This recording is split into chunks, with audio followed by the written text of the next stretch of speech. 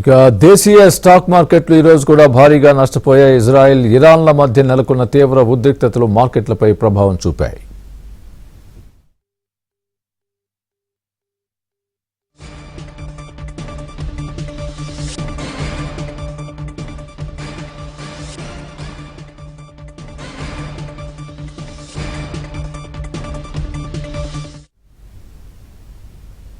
ఈ రోజు ట్రేడింగ్ ముగిసే సమయానికి సెన్సెక్స్ 456 పాయింట్లు కోల్పోయి 72,943కి పడిపోయింది.